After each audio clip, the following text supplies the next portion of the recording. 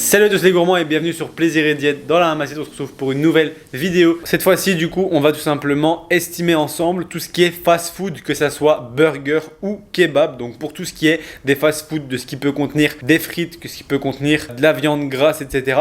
Comment estimer ça? Comment estimer tout simplement le pain des burgers, le pain des kebabs, etc. etc. On perd pas plus de temps, c'est parti pour le début de la vidéo. Let's go!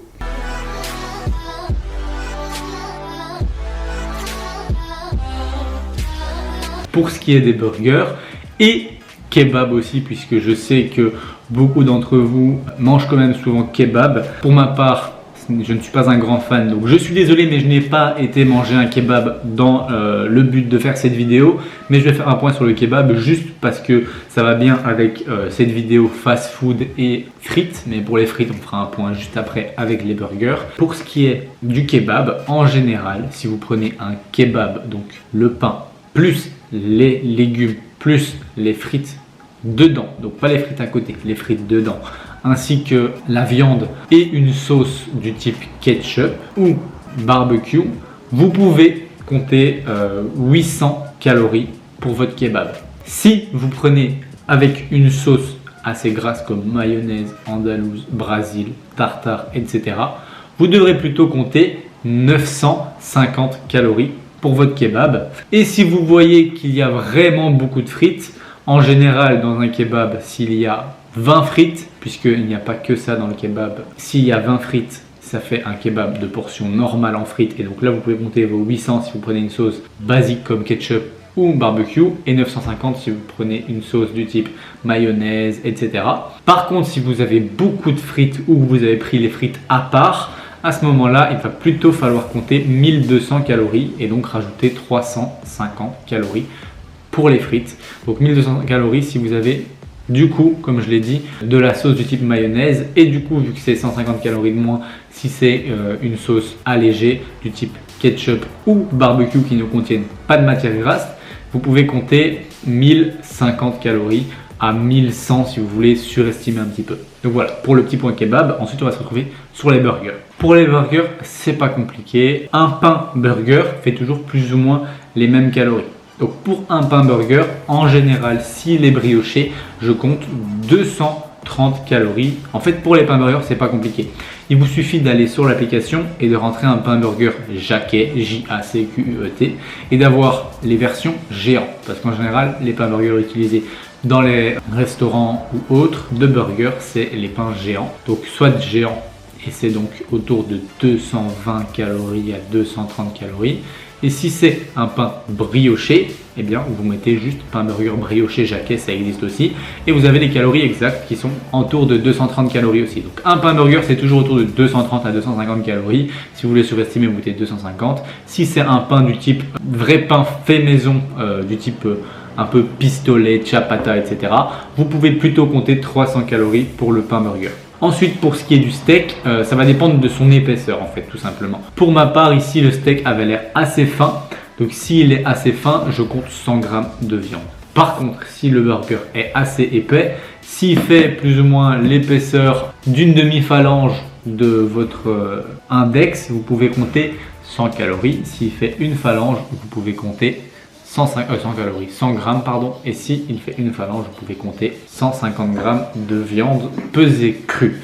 Donc ensuite, en plus de ça, il faut bien sûr compter un peu de matière grasse. Donc un peu de matière grasse pour la cuisson du steak.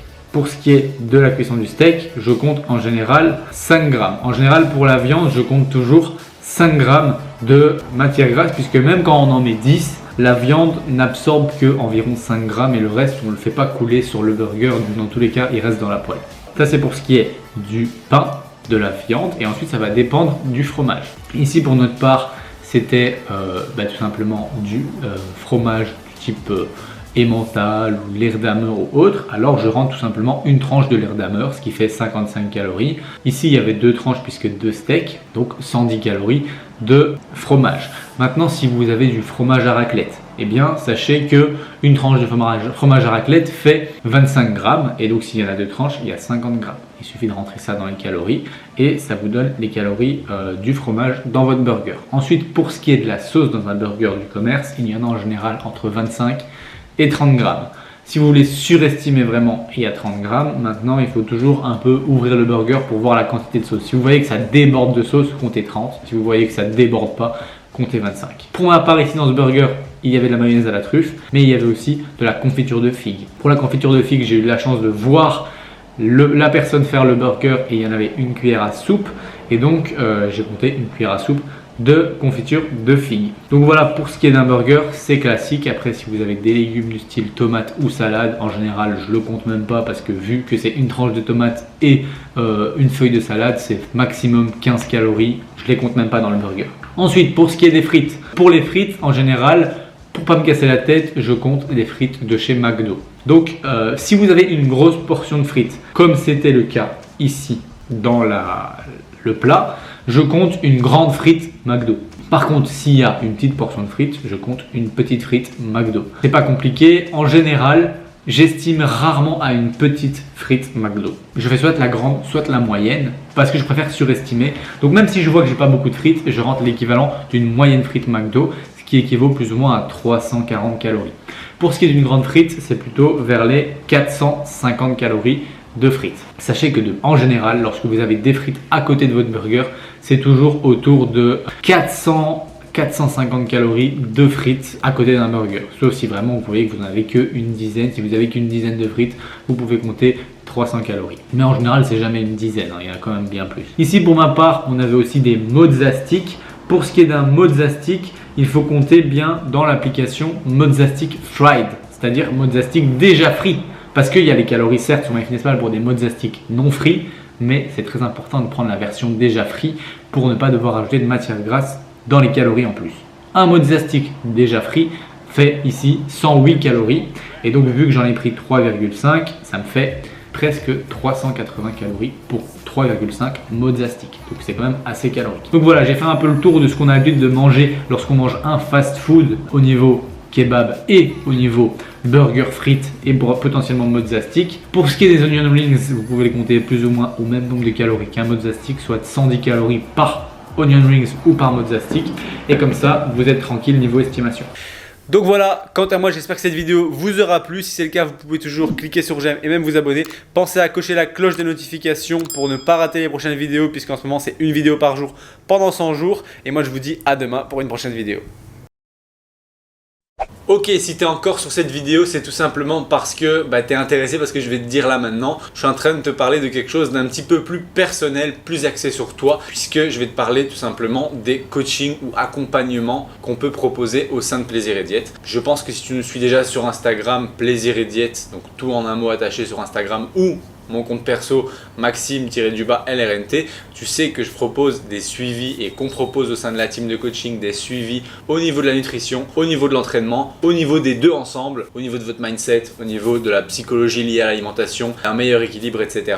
Ainsi que pour ma part et celle de Manon, des consultations diététiques qui peuvent être remboursées en fonction de vos mutuelles. Il se trouve que pour tous ces types de suivis, on a créé une sorte de questionnaire avec toutes les informations que tu pourrais nous faire parvenir pour qu'on analyse un petit peu ton cas et qu'on voit un petit peu ensemble en fait, est-ce qu'on a quelque chose à te proposer qui pourrait t'aider à atteindre tes objectifs, que ce soit une perte de gras, que ce soit une prise de muscle, que ce soit une meilleure relation à l'alimentation, que ce soit tout simplement une sortie des troubles du comportement alimentaire, que ce soit une recomposition corporelle, c'est-à-dire perte de gras tout en prenant du muscle et donc avec un poids qui reste plus ou moins stable mais un visuel qui s'améliore. Il y a moyen de faire de tout, donc l'idée c'est juste que tu nous donnes tout simplement les informations sur toi dans le petit questionnaire dans la description. C'est un questionnaire gratuit qui te permet de réserver un appel avec un membre de la team pour en discuter gratuitement pendant une trentaine de minutes, voire même 45 minutes si nécessaire, et qu'on puisse répondre à tes questions sur comment on peut t'aider, etc.